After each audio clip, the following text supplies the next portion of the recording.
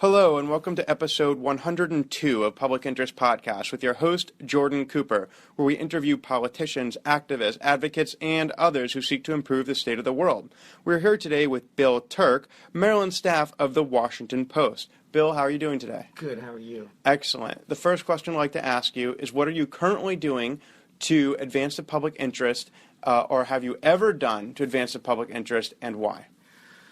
Well, I like to think that that practicing journalism does help advance the public interest, not with each and every particular story, but over the long term. I think that I and my colleagues believe that accountability helps advance things, and that people have to be held accountable. Public officials need to be held accountable for their actions. We need to measure what's promised versus what's delivered. So that is all, that's how I feel like I make a difference. How did it become apparent to you that it would be your role to hold politicians accountable? It just evolved over time. It was 40 years ago that I had my first newspaper job. I was a summer intern at the Kansas City Star.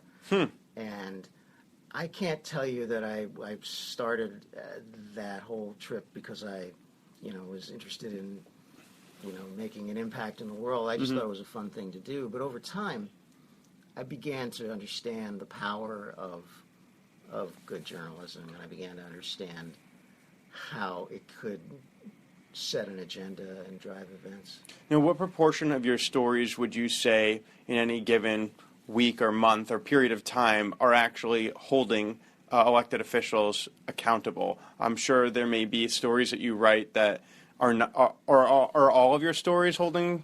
No. Okay. I mean, a lot of them are, the main mission is just you provide people information to illuminate what's going on, right? So they can make decisions about things, about who to vote for, about where they want to send their kids to school. I would, it's hard to put a percentage on it, but they're important stories that hold people accountable, but they're not frequent. So what is the bulk of what you write about? Keeping people up on what their public officials are doing and why they're doing it. And do you write almost exclusively about elected officials then? More or less, yeah. Right now, it's government. It's government and politics. So there's a pretty heavy dose of that. Okay. Yeah. And so if there's no malfeasance that you're writing about on any particular day, you're trying to keep people informed. Right. I mean, you want to tell them, is the county council thinking about raising their property taxes, or is the county executive going to veto a particular piece of legislation? Or you're sort of telling multiple narratives as you go along about particular issues. There's a big vote on the minimum wage that's coming up next week, the $15 minimum wage, and so that has also, in Montgomery County. Yes, and so there's all sorts of smaller narratives that you're following that sort of feed sometimes into larger things. Like, one of the main themes, I think, here in Montgomery County is the urbanization of the county, and the county has evolved from a very traditional sort of bedroom suburb into something else, into a very surprisingly diverse, urbanizing place, with several big urban nodes: Bethesda, Silver Spring, Gaithersburg to a certain extent. It's a majority-minority county. So a lot of the things that I end up writing about tend to sort of touch on that theme. There's anxiety about more construction in certain places. People who bought homes here bought in also to a certain idea and a certain vision of what they wanted the county to be, and they did not want to live in an urban or even semi-urban area. Sure. So that's one of the main things. So within the context of increasing density and urbanization in a majority-minority county where it's now the population is exceeding 1 million people, it used to be much smaller, it used to be majority Caucasian, now it's changing. I guess, what are, within that context, what are some of the stories that you've written about that have held power accountable? Like, in what context did power need to be, or is power needing to be, held accountable to date? Well, let me think. There was a very nasty debate a few months ago over a neighborhood called Westbard. Right. And there was a considerable debate on the council over whether to allow the modernization of a big shopping center on Westbard Avenue. And is there any mass transit near the Westbard development? Not really. It's funny, they'll say, well, it's near mass transit, but it's not really a walk that anybody can make. There's buses, but it's not really serious mass transit. So that's the crux of that issue, which is, should there be development without adequate mass transit infrastructure, or should you build mass transit infrastructure and then allow development? Well, there's part of that. The other theme of it was that this area was not really due for a reconsidered master plan, that it was a response to a private developer coming in and say, hey, we want to do this, and we're going to buy this piece of land. Can we get the zoning in a particular way? Mm-hmm. And so part of the story was looking at the kind of delicate sort of dance between people who make land use plans for the county and people who build things. And so was the question that you were trying to address as a reporter whether the elected officials, which in this case would be the 9 county council members from Montgomery County and the county executive, are they making decisions to allow increased density and development because it is in the public's interest, or is it because that they get campaign contributions potentially from developers and it's in the developers' interest? Is that what you're trying to get at? Yeah, that is one of the sort of foundational sort of realities of like on whose behalf are yes. these elected officials making this decision? Right. The vast majority of the considerable majority of campaign contributions that elected officials get here are from the real estate community. Not just developers, but attorneys for developers, real estate people, architects, surveyors, engineers. There's a whole industry here because the main regulatory responsibility of the council is land use. That's what they do.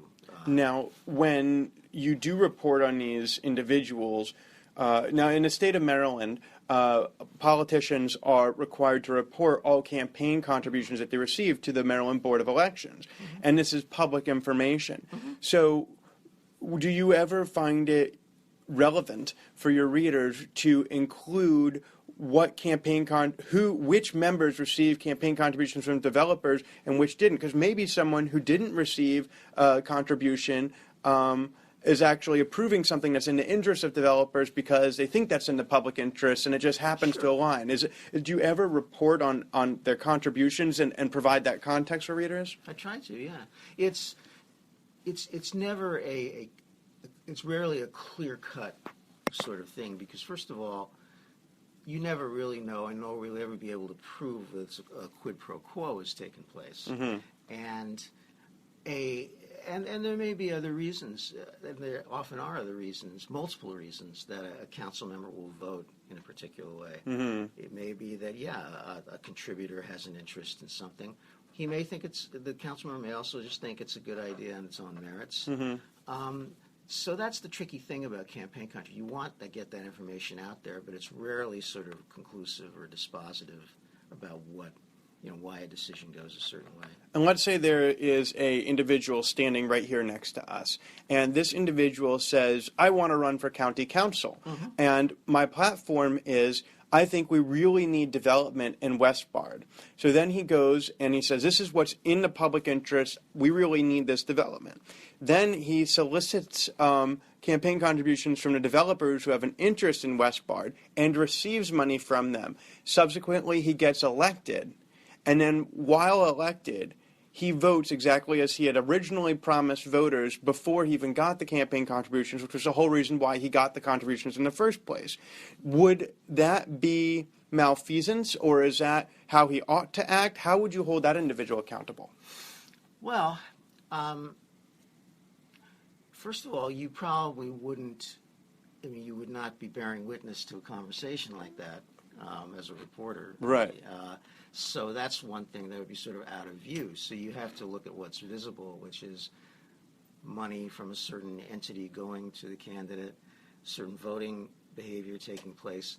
The whole problem is the money, and hopefully, I think we're going to see a change in that because of this new matching funds campaign finance law that's going to kick in with the 2018 election, and it's going to allow, it's going to, I think, lessen the influence of development industry money because it will allow people to get matching contributions from the public treasury for small individual donations from people. Can you talk a little bit about the feedback you've gotten? Let's just stick on the story of Westbard for a moment. A feedback that you've gotten from readers about the information that you've been presenting to them. So you've been reporting, you've been trying to hold power accountable, get the information out about this Westbard development. How have readers reacted? Have they thanked you? Have they said, yes, those politicians are corrupt? Have they said, no, politicians are doing exactly what they want? What's the feedback that you've been getting on this particular issue?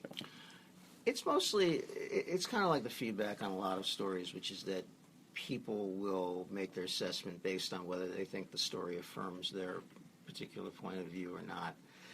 So people have preconceived notions when they begin to read the article. Oh yeah. So to what extent is the series of articles that you've written about Westbard actually helped improve our democracy if people are already coming with their own notions? I don't think Westbard is a shining example of improving democracy. I think it is. What was significant to me was about the money and also about the tone of the debate, which was especially an unusually angry, and people in that community, I thought, what I thought I was seeing was there was some of a lot of the incivility and anger that it was trickling down from the national level of debate, I thought, into the local level, which is that manifested by people not believing any data from the government, not believing anything elected officials said, always believing there was some larger conspiracy or plan at work. And so that was, to me, that was also noteworthy about Westbard.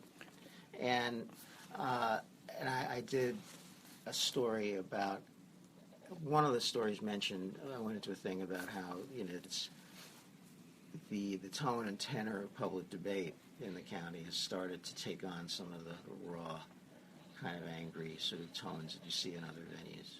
So with emotions, you get more emotions, and you must get reactions from the subject of your writing, which is the elected officials. Can you talk a little bit about, over the course of your career, what kind of feedback you've been getting from elected officials? Do people, do they approve of your writing? Do they challenge it? Do they say you haven't gotten quite the right spin? How do the powers that you're attempting to hold account, do they thank you for doing a service as the Fourth Estate?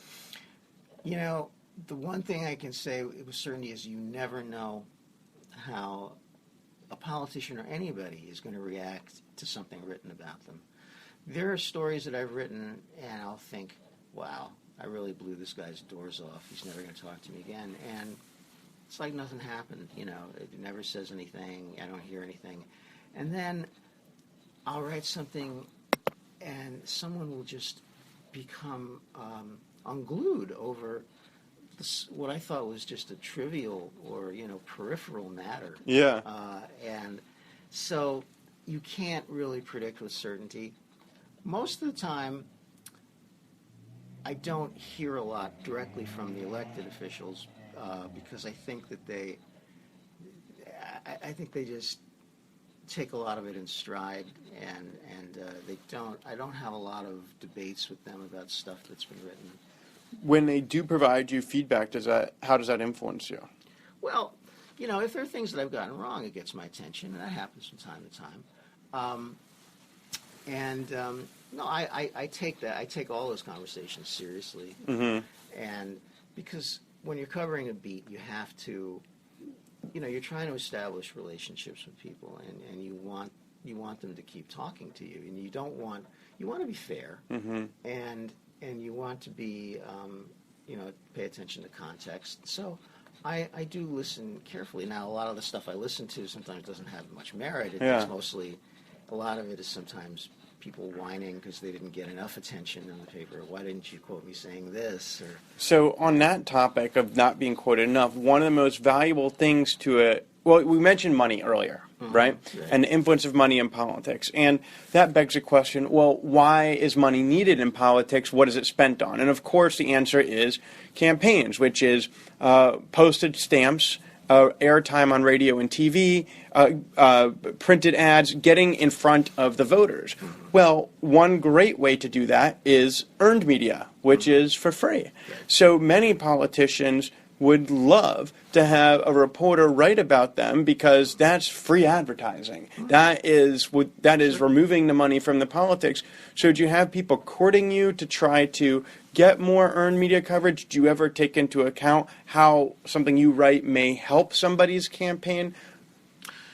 People are always asking for, I get pitches all the time, not just from politicians, but for people who work for politicians or who work for nonprofits or community organizers who want to get some attention for something. And I get that, and I listen to all of it. It's not, a lot of it is not possible because it's just not the best use of my time. But my time is limited. And I have to, you're constantly you're triaging decisions about what to write about, because deciding to write about one thing means you're really closing the door on two or three other things in a given point in time. So who's making the decision, you or your editors? It's done in concert, although day to day mostly it's me. We have a fair degree of autonomy in deciding how we're going to spend our time. It's always in consultation. What's the role of the editor in determining how the news gets played up here in Montgomery County? Well, it's changed a lot in the last few years, obviously, with social media, in that there used to be just one deadline every day, and your story either went on the front page of the Metro section or went inside the Metro section or went on the front page. All of that still goes on, but the demands and the opportunities for posting things online as the day goes on, those decisions become less important about how they're going to play a story. And for good or ill, play on stories is driven by the response, by the traffic that it creates, by the interest it creates online. So is there any pressure that you feel about not only, it sounds like it used to be, and maybe it still is, that what you tried to do was report the best story you could on deadline that holds power accountable and gives the right amount of information that's accurate to the public so that they can make informed decisions in their democracy. But of course, the newspaper business is a business. So to what extent do you face pressures to change your story, change the types of stories you cover? If you have 4 stories you could potentially do on a Tuesday, which of the 4? What kind of pressure do reporters, or do you in particular feel due to the need to generate revenue for the paper and readership? There is pressure. It's never... A lot of it is not overt or direct, but it's the culture starts to change. For example, we now have personalized dashboards that show us how our stories have done online, how long people have spent reading them. And they're internally viewable only? Yeah. Okay. And where people pick up the story. Do they come in from Facebook? Do they come in from Google? Do they come in from the homepage? How many page views, how many unique visitors, all that stuff. And yeah, it does matter. But there's also a recognition that I'm not going to generate as much traffic as somebody who's covering, Donald Trump. That's just the reality. The universe of people that are going to read my stuff is just different. So they understand that. But there's now a growing awareness of all of us that how are our stories performing digitally. I can't honestly tell you though that it's changed it hasn't really changed my my selection of stories. It may change the way I execute them. I may try to do them more quickly, get them online at a certain time of day. Are stories the same word length? A lot of times not. Sometimes they tend to be shorter, or they tend to be tailored toward when web traffic is spiking at a particular time of day, like right now is a prime time to put stuff up. When is right now? Like between 6 and 9 in the morning when people are getting up and looking at, punching up the paper. There's another little peak between 10 and 11. People get to work and they've had their first cup of coffee, and you see readership go up. And then it kind of lulls again, and then lunchtime it goes up. It goes through a dead period in the afternoon, and then late afternoon, before people are leaving or they're waiting for traffic to clear or whatever, then it goes up again. Yeah. Then after 5 o'clock, it just falls off the table until the next morning. So, okay, so your readership is changing, and yeah, so and the money, and it's affecting you because you have to produce potentially stories more quickly. Are you still producing one a day? Sometimes more than that, but usually not more than one a day. It's an unusual day when I write two, but the difference is if I have a 10 o'clock hearing to go to and there's news, back in the day, I could go do other things and come back and I would meet a 5 o'clock deadline or whatever. Now, the expectation is that I will have a story, at least within a couple of hours of the conclusion of that hearing. So you mentioned that a story that is on the front page of the newspaper that refers to a national presidential candidate or president-elect may get more hits than the Metro section, which to me indicates that more people are interested in that story than stories about local politicians.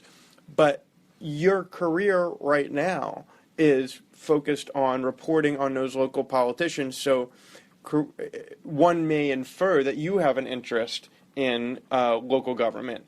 And the question is, why? Why would you have an interest in covering county council, state delegates and senators, county executive, these issues that are less appealing to readers? Why are they appealing to you?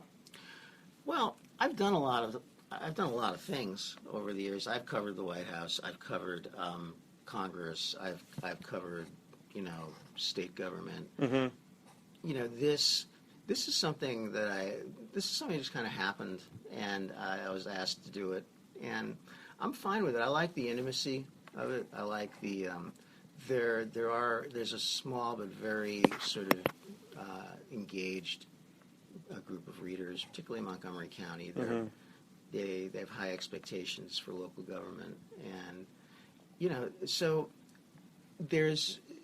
it's an interesting community, and I think it's a community that's far more diverse and complex than I think people outside realize, and so you're always trying to get at that. So look, a lot of the traffic that those stories, those Trump stories, it comes from other places. It comes from other parts of the country, other parts of the world. It's not as if there's a whole local population that is a vast population locally that is reading the Trump stories. It's not reading Montgomery County stories. It's just that why would someone in Missoula, Montana, care about what's going on here?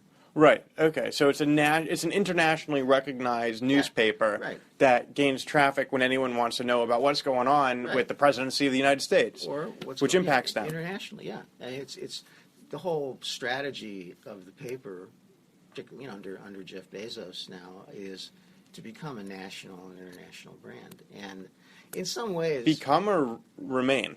Become, I think, and I don't say this as a criticism. I understand what they're trying to do, but I think when the Graham family sold the paper, I think Don Graham did look at the Post sort of as a local paper that did national stuff, and that was because it was in Washington. It was covering the local industry, which is government.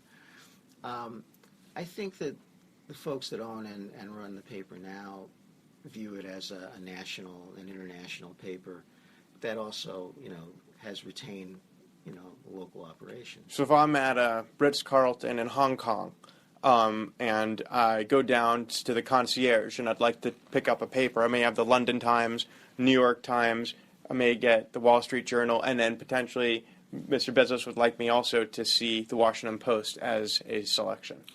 He probably wants you to see it on your tablet or on your Kindle or on your whatever. I'm not sure you're going to see a hard copy of the Post, but on mobile devices, on laptops, and everything, that's where he wants the Post to project. So we're nearing the end of this podcast, and I'd like to ask you to speak about the impact that you've had over your career, their motivation to do public service, why you chose this path for yourself. Why is it that holding power accountable has been so crucial to your decision? I mean, has had such a large role in the development of your career. What really has been driving you to do public service through journalism for the majority of your career? Well, I don't know how to answer that. All I can tell you is that it still feels fresh and interesting to me. I like telling stories. I like conveying to people what's going on around them that they may not be totally aware of. Mm-hmm. I like it when we drive or we shape the debate that's going on locally about issues. Mm-hmm. I like expanding people's understanding of officials. You know, it can be anything from a small story. I wrote a book-length treatment of Al Gore many years ago, and I think that helped expand people's understanding of who this person was that was making decisions and who this candidate for president was really like, mm-hmm. what he was really like. So, I don't know. I don't wake up every morning and say, how am I going to hold power accountable today? You try to explore what you think is going to advance the reader's understanding of what is at the top of the agenda or what is most interesting right now. And so, it's advancing the reader's understanding. That's the first and foremost thing. Not necessarily taking every opportunity to tweak somebody who's in power. I mean, the most important thing is what the needs of the reader are, and mm-hmm. what does the reader need to come to assessments or decisions about how the government is performing. And that has been Bill Turque, Maryland staff of the Washington Post, who speaks about a variety of challenges facing an evolving and dynamic news industry in the early 21st century. Mr. Turque speaks about readership that gets news from many different sources who often come to the news with a preconceived notion of how they feel about a certain story. For Bill, holding power accountable is getting, as a common theme among many journalists, which is getting the facts right, getting the story right, and then allowing the electorate, the readership, to hold power accountable, armed with the information that he provides. He deals with conspiracy theories, a national trend to not believing data, and really, despite all of these various challenges facing him and his industry, Mr. Turque has developed a career in journalism that has evolved from national to local to national, and at the end of the day, he's trying to hold power accountable, just making sure that politicians are really making decisions that are really in at least in their own minds, in the public interest, motivated by desire to advance the public good through public policy, as opposed to serving the interests of money, which may provide a competing priority for personal self-gain. So that's Bill Turque, holding power accountable. Bill, thanks for joining us today. It was a pleasure. Excellent. And this has been episode 102 of Public Interest Podcast with your host, Jordan Cooper, where we interview politicians, activists, advocates, and others who seek to improve the state of the world. Thank you so much for joining us, and we'll talk to you next time.